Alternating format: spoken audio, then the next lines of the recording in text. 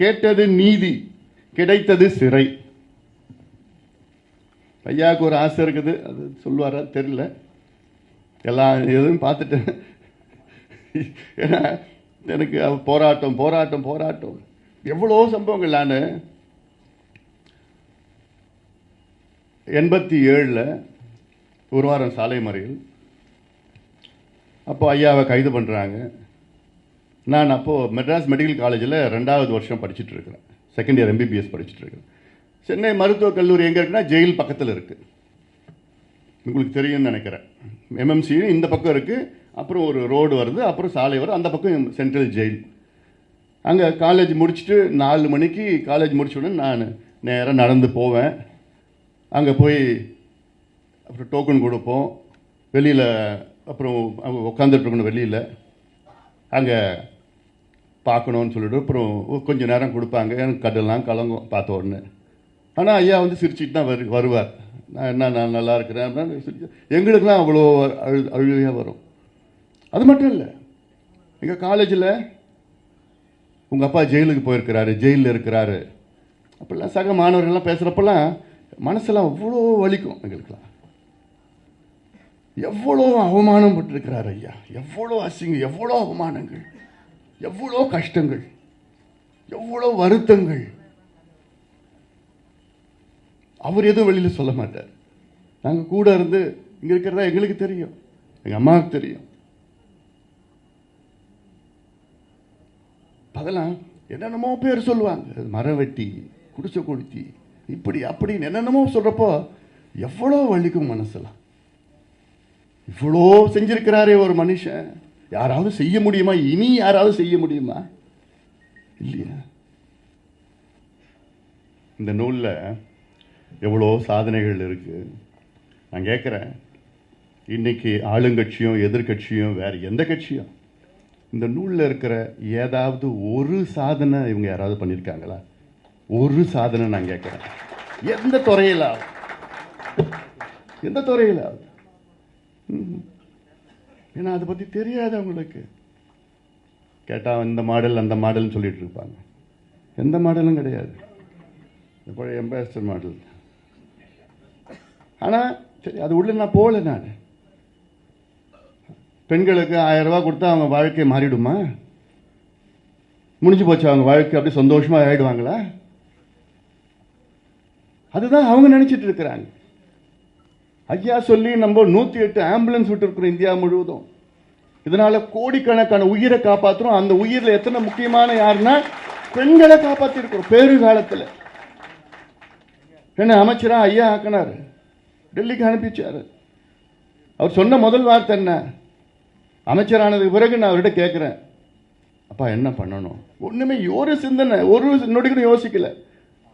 ஜனாதிபதிக்கு கிடைக்கின்ற வைத்திய வசதி சாதாரண குப்பஞ்சுப்ப முனியனுக்கு கிடைக்கணும், அதுக்கு நீ என்ன பண்ணுவியோ செய்யும். அடுத்த நாள் நான் பிரதமரை பார்க்கிறேன், மன்மோகன் சிங், அன்றைய பிரதமர் மன்மோகன் சிங் பார்க்கிறேன். அவர்கிட்ட கேட்டேன், sir what should I do? அவரும் இதுதான் சொல்றாரு. நான் சின்ன வயசுல நான் கிராமத்தில் இருந்தேன், எனக்கு மருத்துவ வசதி இல்லை, இன்னைக்கு எனக்கு கண் பார்வை போனது காரணம் அதுதான். நீ கிராமத்தில் மருத்துவத்தை நீ கொண்டு வரணும். அதே 2 பேருக்கும் அதே யோசனைகள் தான். பிறகு அதெல்லாம் தேசிய கிராமப்புற சுகாதார திட்டத்தை கொண்டு வந்தோம். அதெல்லாம் பல மாற்றங்கள் கொண்டு, இதுதான் திட்டங்கள், இதுதான் மக்களுடைய வாழ்க்கையை மாற்றுகின்ற திட்டங்கள், இதுதான் உண்மையான திட்டங்கள். 1000 ரூபாய் நான் கொடுத்துட்டேன், 1500 ரூபாய் கொடுத்துட்டேன், 2000 ரூபாய் கொடுத்து உங்க காசா கொடுத்தீங்க? சரி, எங்க காசு, அரசாங்கம் காசு, நாங்க வரி கட்டின பணம். அது அவங்களோட வாழ்க்கையோட உயர்ந்துடுச்சா? ஐயா சொல்றது என்ன? கடைய முடியா பெண்கள் சந்தோஷமா இருப்பாங்க, சட்டம் ஒழுங்கு பிரச்சனை இல்லாம இருக்கும், போதைய ஒழிங்க, இந்த பசங்க பிள்ளைங்கள்லாம் நல்ல எதிர்காலம் இருக்கும், விவசாயத்தை பெருகுங்க, தமிழ்நாடு வளமா இருக்கும், விவசாய நிலத்தை காப்பாத்துங்க, நம்ம எதிர்காலம் சந்தோஷமா இருக்கும். நீர் மேலாண்மைக்கு அதுல முக்கியத்துவம் கொடுங்க, பணத்தை அதுல நிதி அதுல போடுங்க.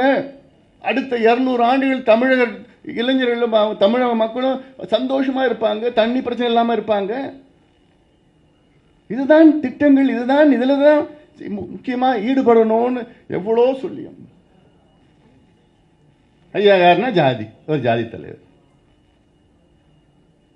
அதே மாதிரி தான், அதே போன்று தான் அண்ணல் அம்பேத்கரையும் கொண்டு வந்துட்டாங்க. அண்ணல் அம்பேத்கர் என்பவர் தேசிய தலைவர், பன்முகத்தன்மை உள்ள தலைவர், தேசிய தலைவர். மகாத்மா காந்தி எப்படி ஒரு தேசிய தலைவரோ, மகாத்மா காந்தி உலக தலைவர். அவர் இதே போன்ற ஒரு தேசிய தலைவர் அண்ணல் அம்பேத்கர் அவர்கள். ஆனால் அவர் ஏதோ பட்டியலின தலைவராக கொண்டு வந்த தோற்றத்தை உருவாக்கி அது மாதிரி கொண்டு வந்துட்டாங்க.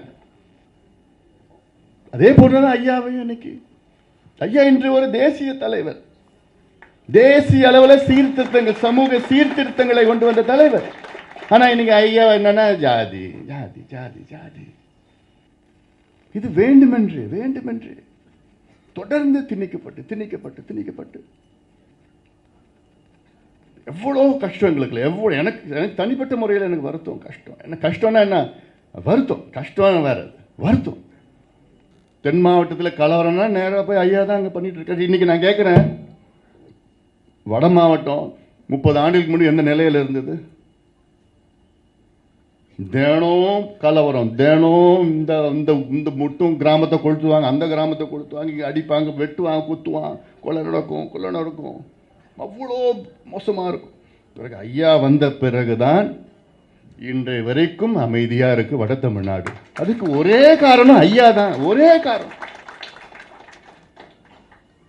இல்ல எங்களுக்கும் நாங்க அரசியல் ஆதாயம் வேணும் அப்படின்னு சொன்னா ஒரு நிமிஷத்துல மாத்தலாம். அது கன்சால்டேஷன் என்ன பிரச்சனை பண்ணா எல்லாம் ஒன்னா வருவாங்கன்னா அந்த எண்ணம் எங்களுக்கு இல்லை.